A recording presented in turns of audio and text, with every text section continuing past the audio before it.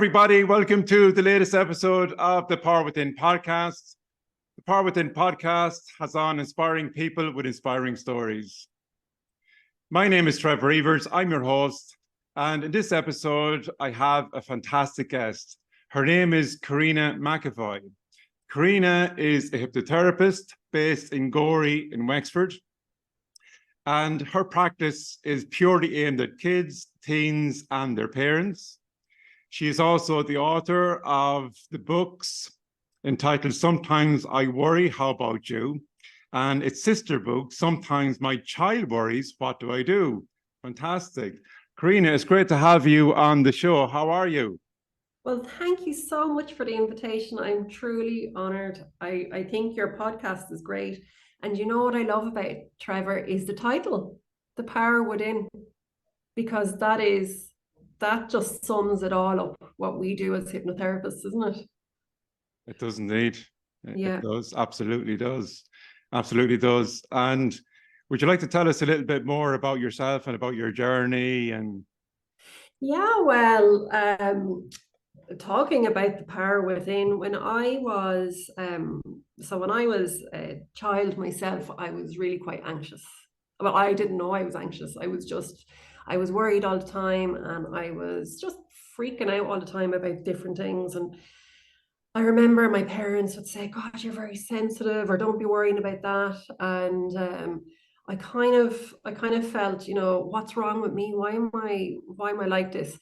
And that kind of developed into my teenage years. And I just really felt a sense of, there's something going on with me. I'm spending my time worrying. I had all of these, thoughts going on in my head. This is going to happen. That's going to happen. What if this happens? That'd be really bad, and I can't cope with this. And, really just worry, worry, worry, worry. And anxiety, of course, we feel it in our body. So I would feel sick a lot, in my chest a lot. But yet everyone was saying that it was me, I was too sensitive, and not to be worrying about this, not to be worrying about that. So I really just thought it was me. I thought there was something wrong with me. I thought everybody else was normal. And this progressed then into my doing my leaving cert, and of course, being a real perfectionist and a real worrier, I eventually just had a breakdown in my leaving cert. And then I just said, look, at this is kind of not the way to live. So my mom brought me to the doctor, and I was put on medication. Went to college. I struggled in college again. Still kind of thinking it was me. The medication was to sort me out. But I still had these thoughts, and it developed then into OCD. So I had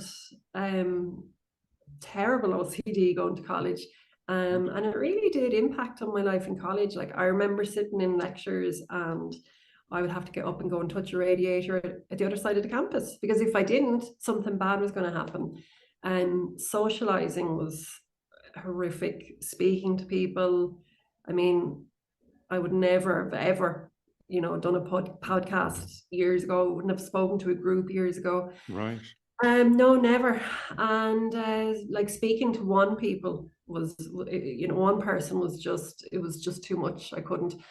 Um, so after struggling through college, I eventually then went and said, there has to be something more to this. And there has to be something more that I can do than just take medication. So I actually went and I seen somebody myself. And that was the first time I realized that there was something I could do about it, that I could actually change my own thoughts. And I just remember coming away thinking, wow, that is so powerful that I can do this. So I went in to be a secondary school teacher because I wanted to go back into that environment, Trevor, where I really fell apart. And I wanted to go back in to kind of be able to help the students that were falling apart.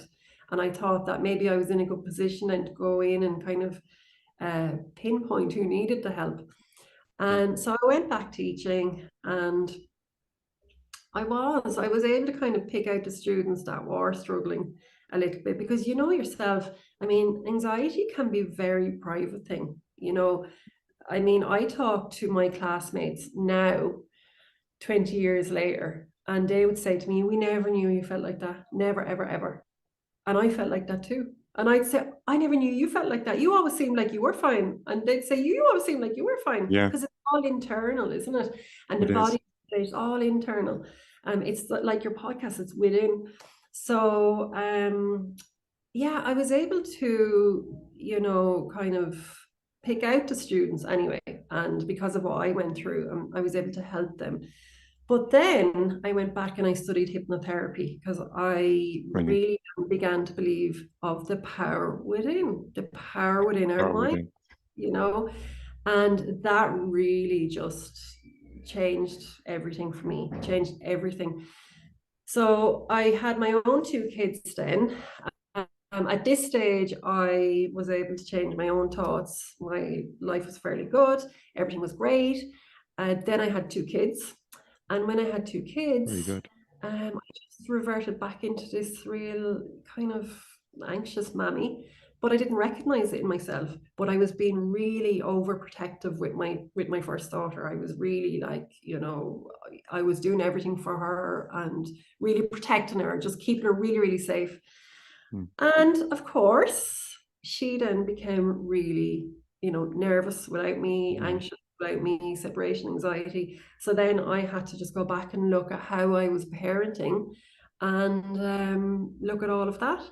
So then I had my second child, and then after that, I said, I'm going to actually just open up a practice because I realized then when I had my own kids how much anxiety was out there among children. And it wasn't starting in teenage years. It was starting, I could see like, you know, separation anxiety going to preschool. Yeah. So I decided to do that. So that's where I am now. And now I work with kids, teens, and their parents. Brilliant. Brilliant. And of course, I met you at the Irish Hypnotherapy Conference back in May, in which you presented at.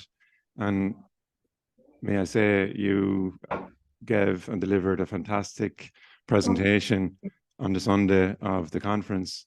And so well done. thank You you. really have a flair for what you're Oh, doing. And I love all the different props that you bring in to your work as well. It's amazing. yeah, the props are great. Where's Frankie? Frankie is over there having a little bit of a rest. But it's great Yeah. when you're working with kids because kids are just magical to work with. They come in with their little magical mind and they're fun, they're fascinating.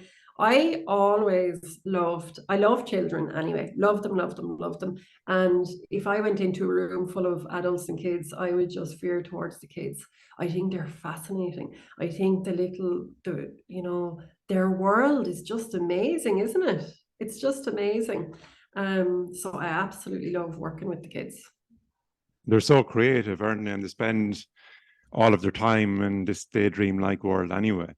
And They they're very do. creative. And as children, we have no limitations. And of course, we know the limitations are given to children by us adults at times. Yeah, and the environment that they grow up in. And working with children can be quite easy because they're not only do they have that amazing imagination, but they have no reservation in using their imagination, like zero. And we know at that stage, like, even when they say seven, but I mean 7, 8, 9, depending on the child, they don't have that blockage to their subconscious. They don't have that critical factor. So you can really get in there, and root around and pull out the fears or whatever it is and put in all the really positive suggestions, which is fantastic. Absolutely. And, it helps to have kids of your own as well. Mm. I know from here, working in my practice here in Waterford, that it wasn't until I had my own two, Emma and Owen, and who are now 10 and 8, that I like developed my confidence in working with children because, you're more like you have that hands-on daily interaction with children is something that you can't teach really, Mm. and you can learn, but if you have kind of that experience yourself, that daily experience, it really does help, doesn't it? Did you find that yourself? Absolutely. Yeah, Anna is my oldest. Anna was my guinea pig for everything. She was my guinea pig for everything. So everything that I do, I know coming from a parent, I know it works. I know it works because we've tried and tested it on Anna. And Anna was actually, this is the book that you were talking about. Sometimes I worry, how about you? This Right, little yes. guy, Mo is his name. He's worried at the front, but by the end of the book, he's quite happy. He's happy. Yeah, Mo was kind of Anna really, because everything that's in the book is stuff that we've done with Anna, and everything in the parents book is everything that I had to learn. Like when I say learn, I went back and studied um some child psychology, and really like just delving into everything, the mind of the child, absolutely everything, and I really just put it all together. So everything that I do with parents, I have been there. And that's kind of what I love about this as well, that I actually, and I think it's the same for a lot of people who do um healing work. We've been there, we know. It's not just that we've read the textbooks and done, got the certs and stuff like that.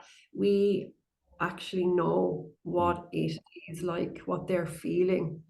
And I think that's very, very powerful. You can read as much as you want, but I think that sense of being able to put yourself in someone else's shoes and knowing what it's like, I think I think you can't beat that. Absolutely, and they're so open to the power of suggestion as well. And as we know, like they're so creative. And enough for Mhm. my own too. Like when they come into the office here, I have in the background, I don't know if you can see the blue plasterite cone, I do see that, yeah. and that's a happy cone. So when you touch it, it makes you happy. So I when Emma and love, Owen come in here to my office, they're straight over to the cone, touching the cone. Look. I love it. Not that they need it, but Yeah, it is the happy cone. I And love it. it's all about creating a magical experience for them, isn't it, when they come to see It us as is. hypnotherapists? Yeah, absolutely. And I mean, the kids, they have their own answers as well. You know, I think one Mm, of the main things to remember is that you're working with the child. I remember I'm working with the child when they come in, and we're looking at this issue together, and we collaborate a lot. yeah, And they come up with a lot of their own solutions, which is actually really important for children, that we do allow them to come up with a lot of their solutions. Because a lot of what I see is that we're just living in a world, Trevor, that breeds anxiety. It's just breeding anxiety. And indeed. anxiety is a real buzzword, isn't it? I mean, anxiety, one of the main things I teach kids is that you have anxiety. Wow, isn't that fantastic? I'm delighted to hear that. That's brilliant.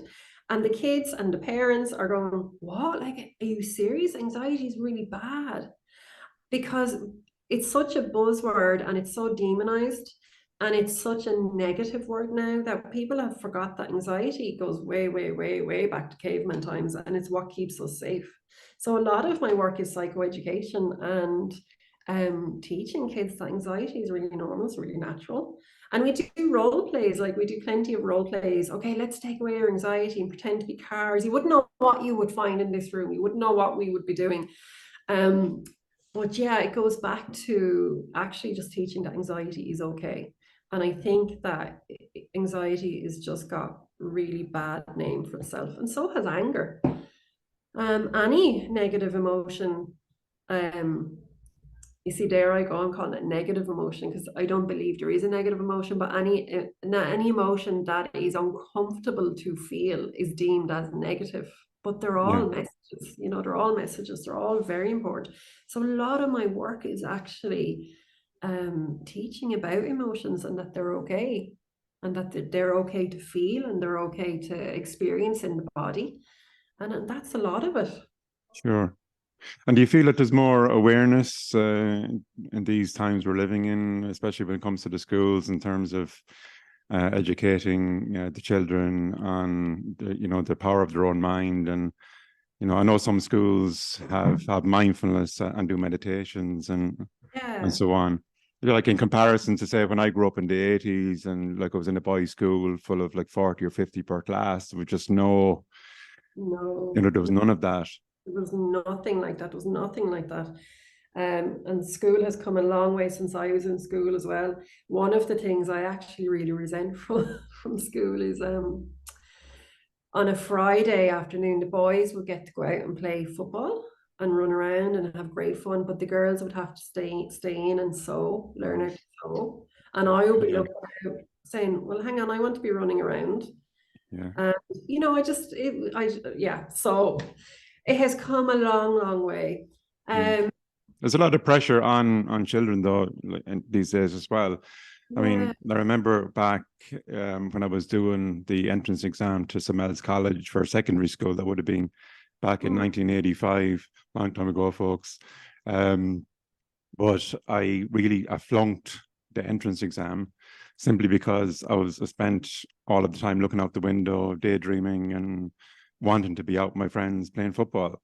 yeah. And like that can, things like that like can dictate then, the course of your life, because he ended up then being put in a D class, and then Yeah. you're plodding along, for your intercert you might do so many honors and and your leaving cert as well, It was a you know. snapshot of you on that day, wasn't it? And that's what I don't Yeah, like about social exactly. media. I don't Exactly. like that. I don't like those snapshots because they are a lot is a lot is that snapshot kind of does go for a lot the rest of your life, like the leaving cert and everything. I coming up to my leaving cert, I studied. I knew everything inside out. But I went in on that day, and because I was so anxious, my emotional brain was like way up here. My logic was gone.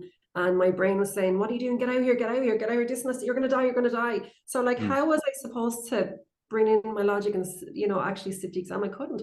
But the snapshot of me on that day was like, when it comes to academia, like, worthless.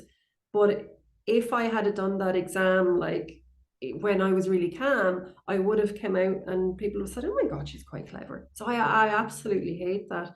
And mm, when I was teaching, or when I was studying to be a teacher, to be a secondary school teacher, I done my HDip in UCD, and I remember learning all about my subject. I learned and how to teach my subject. I remember all of that clearly, and the history of education, all of that. But I genuinely, and I'm saying that I don't remember this because someone else can come in and say, no, we did. But I genuinely don't remember learning about the students we were teaching, the kids, their minds, the psychology behind it. I don't mm, ever remember anything like that. And as far as I know, in primary school teaching, and I am so open to being corrected by this, it's really not. There's no psychology in in that you're teaching the young people. It's all what you're teaching, and mm. teachers then are expected to be psychologists. You know, Yeah, it's a bit all over the place. So I think we have come a long way, but I think there's a long way to go in education still. yeah. One thing that comes across with you, Carina, is the passion for the work that you're doing, working with children. You really have, as I said, a flair for it and a passion for it, don't you? I do. Well, thank you very much. But I certainly have a passion for it. I do. I think it just goes back to me being a big kid underneath. I love messing, and I love messing with kids. I mean, you wouldn't know what would be happening in this room. Parents, like, parents are used as props as well. I'm a prop, and you wouldn't know what is going on. I do love that. I love that every day is different. I do a lot of work with the parent as well. The parent is Mm, actually really important. I'll always have my first session will always be with the parent, because right.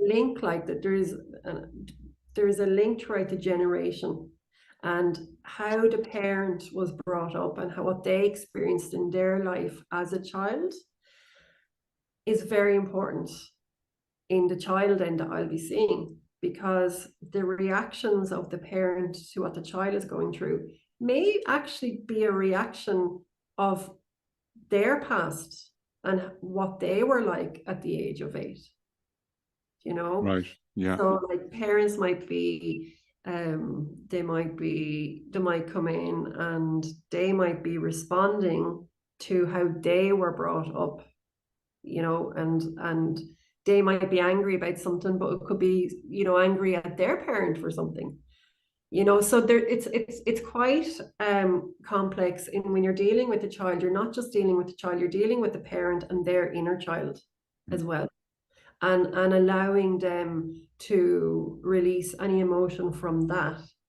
And when you speak to parents about their childhood, you know, you can gain a lot of understanding and help them understand a lot, so that they can go away then and look at, you know, how they want to parent, how they want to parent, and what kind of values they want to take into that. And they can release a lot of old stuff that they've been clinging on to.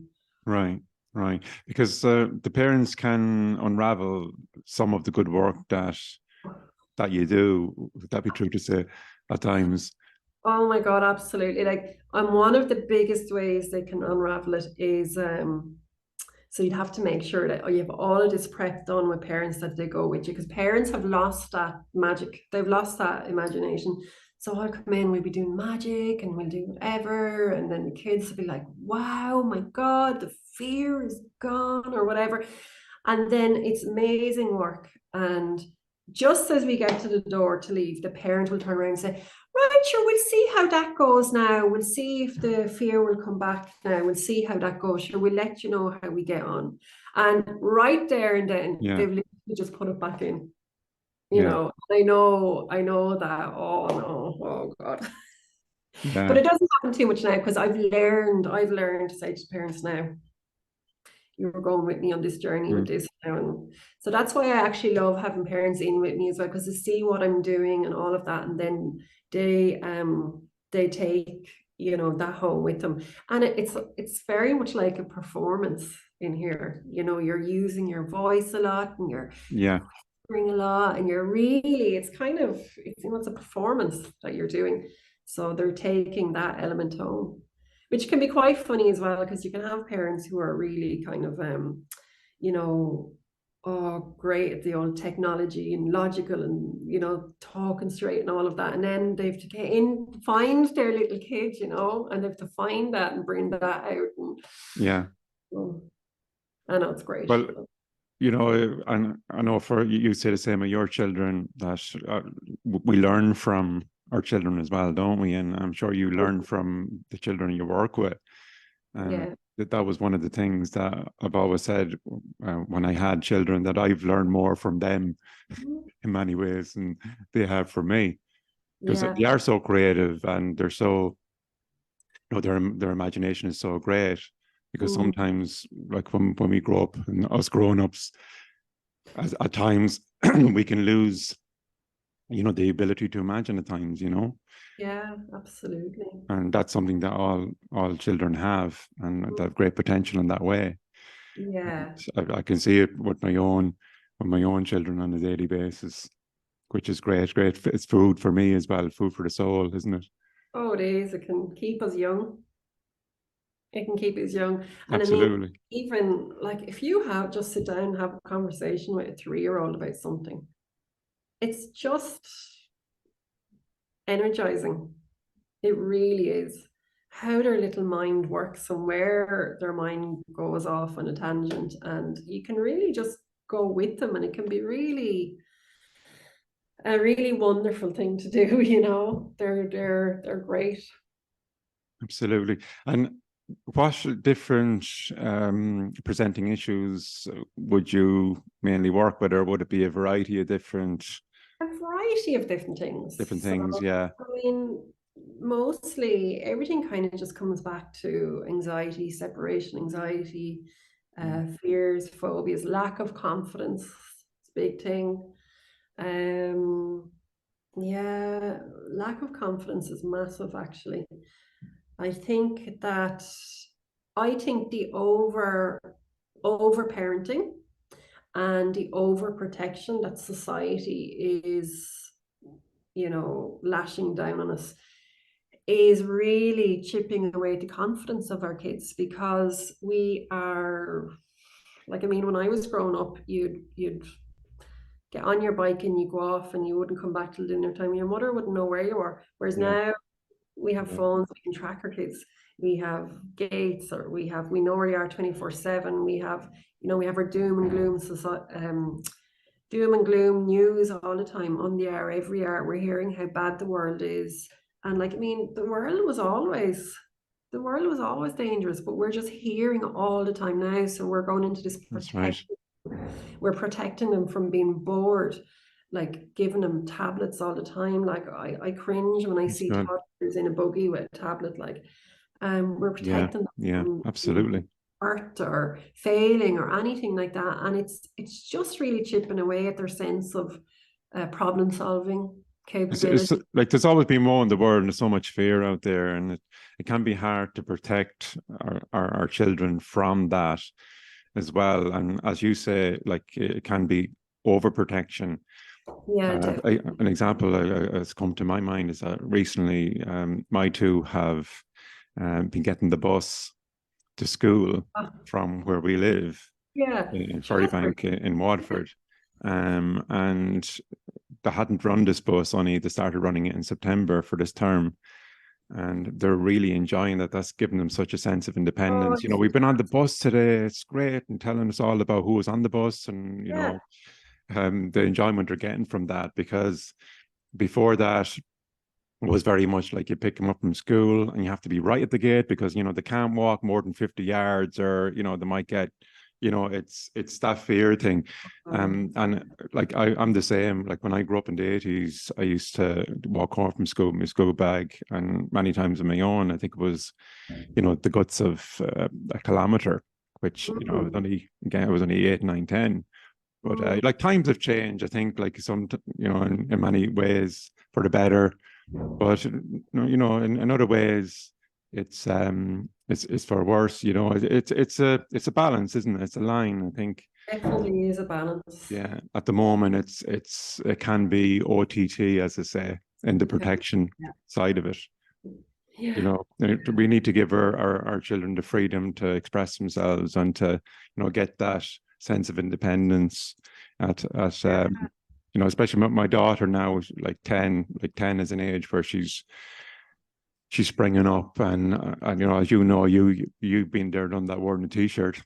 Mm-hmm. And we live quite a distance away from the grandparents. Both sets are up in Langford, and every time they see him every couple of months, you're like, geez, I can't believe how much you've sprouted, how much you've grown, Yeah, and much you've changed and stuff. But so they're always, they grow up quick, they do. This is it. and They grow up very quick. Blink of an eye. yeah. And that's why I'm definitely mindful of the time that I spend with my children, that I know that, it does bang, it's gone before you know it, because you meet so many people, Yeah, parents that have been there, done that, and says, it goes so quick, like you need to really enjoy it. And, isn't it? Especially is it when you're secondary school, it just goes like that. right? It's crazy. And people, other parents said that to me, wait till you go into secondary school. And I didn't really take any heed till Anna went into secondary school. It feels like she only went in last year and she's doing her junior cert already. It just flies by. It does, doesn't it? And Mm. Carina, have you any plans to write any more books, or would you like to tell us a little bit about the books that you have written? I mean, like I haven't read them, but look like fascinating stories within. Yeah, well, I wrote that for kiddies with anxiety, but I actually love writing. Writing is one of my passions.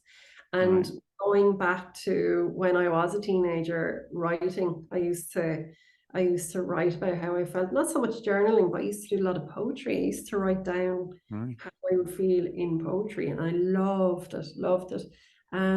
So I do really enjoy writing, and on my first career break, um, I wrote a fictional novel. And I love that. I love writing fictional novels. So I wrote that, and I have the sequel to that written, but I just can't get back to it. I just can't get back to it. It's just, work is genuinely so busy, Yeah. and it's just hard to get back to getting my head into that. I have another kiddies book written. My kids are actually illustrating it, so it's taken some time. It's called Charlie's Bubble. So that hopefully will get sorted, done and dusted sometime very soon. But yeah, I love writing, absolutely love writing. But at the moment, work is keeping me very, very busy. Great stuff. Well, that's great. Yeah, it is, Congratulations. it isn't. It is and it isn't. Like it Yeah, is great, but I mean, and this is something that, I would urge all hypnotherapists to really, come out of their comfort zone if they are uncomfortable working with kids and teens, and give it a go, because there are so many kids out there are so many teens out there, and so many parents out there who really are searching for help. I mean, I'm booked up till January, and then at the moment I have 46 on a waiting list for afterwards. And wow. people say, "Oh my God, that's great." But you know what, Trevor? It is actually heartbreaking when Yeah, someone rings you or texts you and they have such and such thing going on and you can't fit them in. It's genuinely, I want to help everybody, but at the same time, I work. So I work when my kiddies go to school. I work from 9:30 till 3, and I see 16 right. clients a week. And then I do some voluntary work up in one of the schools. So it is quite busy. And then I go home to my kids and I go home to my second job. So I balance it out between working here and then being mammy and being there for them as well. Sure. Um, What are your passions outside the work that you do? um, I don't really What's your have. I have lots of passions. I have Are you lots of too busy passions. to have any? Yeah, well, at the moment, I'm a taxi. So yeah, I'm a taxi at the moment. So at the moment, it's Yeah, just yeah. really, kind of being there for my kids, going in and practicing what I preach. Looking after myself. I get to the gym a couple of times before work in the mornings. My kids do taekwondo, horse riding, hockey, and they're very big into that. So there's a lot of driving around and stuff like that. And then we have a family, every night we have a family meal. So that's where we all come together, and that's very important. And then family time at night time is very important. So yeah, it's just trying to get a balance, isn't it? Between work and home and kids. And I do find Absolutely is. that yeah, definitely. And I find that I am in a really lucky position that I can do that, Trevor. That I can do that, because there's a lot of parents who can't. I'm really Sure, lucky I can set my sure. own hours to do that. Because when Just I give was teaching, I was commuting as well, so I wasn't getting home till 6, and right you know, the challenges that we face, and like I can relate to that. The couple of weeks, I think it was 3 or 4 weeks after the Irish Hypnotherapy conference, I was on such a high from that, and hmm, highly motivated, and I still am, but back then I was like really up there, and but that was it was unrealistic, or like it wasn't sustainable long hmm, term, because after 3 or 4 weeks, you're feeling that little bit of burnout, and all of a sudden you realize, well, I haven't spent much time with my kids recently, like just quiet time, or I haven't done different things, listen to the records, like, because I was constantly focused on work stuff, and getting myself out there, and because I had that inspiration from the conference. But it yeah. is important to get that balance, isn't it, in your life, Yeah, that I you need. definitely, it is important to get that balance. And I also think it's important to remember that we're human, and that as humans, we're going to have ups and downs and ups and downs and ups and downs. And at the moment now, I have this kind of like a sinus infection at the moment. So I haven't got running all week. And if I don't get any exercise in, I feel rubbish. And Yeah. kind of when you don't look after yourself, you feel rubbish. But so I'm trying to be kind to myself and saying, it's okay. I'm feeling a bit crappy at the moment, but I'll get back up there.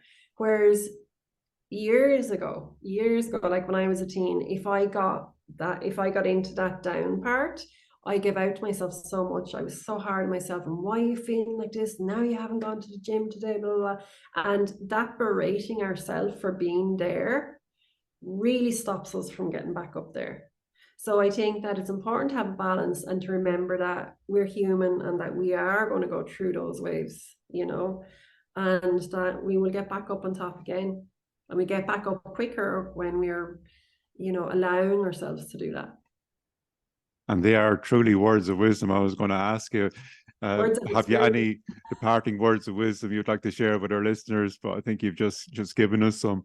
Or is there anything else that you would like to add that if it comes into your mind, you might like to share with us? Well, I think in terms of the work that I do with the kids and teens and the parents and families, I think that connection is important, that we connect with our little people and that we, you know, show up for them. And I think that is important because I think that once kids have a connection to their parents, because they're half of each parent, so they are looking up to who they are, you know, and Right. that they are their role models. And I think that once they have, you know, that good connection, I think that's, you know, really valuable. And connection, you know, these things, so they can really stop us from having that Yeah. connection, you know, because a lot of us can find ourselves, you know, yeah, did you have a good day at school? But, you know, being really disconnected while we're on our phone.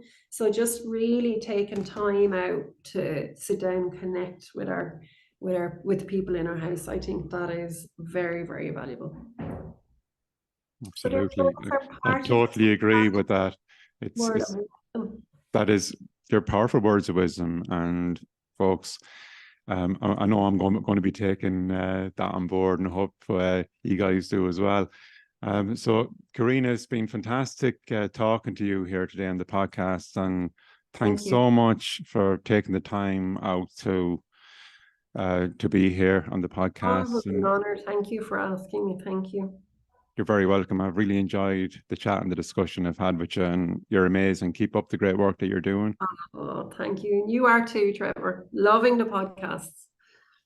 Great stuff. Great stuff. Thanks very much for that. And look, well, the podcast is only as good as the guests I have on. And, you know, I've had on great guests so far, and you're just another wonderful guest that has come on to share your knowledge and skills and wisdom with myself and our listeners. So thanks very much for that. Just one more thing before you go. Yeah. You know, I mentioned to Emma and Owen that, you know, you have a couple of props and puppets that, like, your personalities are fantastic. And is there any of them that you could say hello, say goodbye with? Frankie, do you want to come and say hello? I have a few there, Stitches. Because they'll Stitches. be watching this podcast when it comes out. Yeah, Stitches still has her bandage there now. Oh, So Stitches is great if someone comes in and they've kind of a fear of getting hurt or anything like that. And the kiddies would help me just bandage her back up. She's great. Now, Frankie is a bit cheeky. Are you sure you want Frankie to come in? well, Frankie's very welcome in the podcast, Karina. My gosh. No, Frankie. No. Oh, here he comes already now. No. He wants to give you a kiss. Oh, thanks, Frankie. Oh, Frankie, that's Trevor. Do you like Trevor? Yeah, he's Hi, really Frankie. lovely. Oh, he really likes you. He really likes you, don't you? Wow. Yeah. Frankie is just so cheeky, aren't you? Aren't you? So, Frankie, can you do me a favor? He does this all the time. What? He is very handsome. Yeah, he said you're very handsome. Yes. Oh, Yeah. thanks, Frankie. I'll He have to said have him on the podcast in the future. he said that you haven't aged at all because he's seen your picture the other day of when you were younger. He said you haven't aged. You're amazed. He wants to know what cream do you use on your face. Yeah, he's No, I having a don't good know. look at you now. No. So will you do me a favor? What do you mean no? You won't do me. Well, will you do Trevor a favor? Okay, Trevor wants to ask you to say hello to his kiddies. So it's Emma and Owen, isn't it, Trevor? No, and indeed, Frankie. Okay. Wow. Did you hear that? he said hello to Emma and Owen. He's a bit shy. He's a bit shy because he doesn't speak loud. You're a bit shy, aren't you? He tells Brilliant. you, as my Brilliant. granny would say, he's a devil. Brilliant stuff. So for Carina, Frankie, Stitches, I've like really enjoyed the convo here, and thanks so much again for coming on and sharing yourself, and the great work that you're doing, and Frankie as well. And look, you're very welcome back in the show at some point in the future, of course, and maybe we can do part two if Oh, that's okay with fantastic that Frankie you and come Stitches. back on. But you'll have to find your voice, Frankie. Yeah. We do work with some kids here who have that terrible name, selective mutism. There's an awful, the names for things, Trevor, are really bad, aren't they? Like all of these disorders and stuff like that. But Yeah. Frankie really connects with a lot of people with selective mutism, don't you? Yeah, yeah. Wow. He's great. He's great, aren't you? Yeah, he is. Great stuff. Well, Right. thanks, Frankie. Thanks a million. And we'll have you back. We'll have you on the podcast and Karina back, Yeah, hopefully, at some time in the future. But for yeah. now, Karina, we let you go. Thanks a million again. Yeah, because we have to go and get our client, don't we? Yeah. Right. Listen, Great thank stuff. you. And we'll talk to you soon. Great stuff. And hopefully you're feeling a bit better Oh, very thank you. soon. Thank you. Thank you very much. Karina, best of luck Okay. with everything and keep up the great work. And, onwards and uppers. You're doing fantastic work. And I know you're an inspiration for me. And I'm sure many Oh, more out there that are doing the work that we're doing. So oh, well done. So see you guys. Take care. thank you. And folks, it's that time again to say goodbye. So until next time, take care of yourselves, be good to yourselves, be good to each other. And we'll see you on the next episode of the podcast. Take care, folks. Bye.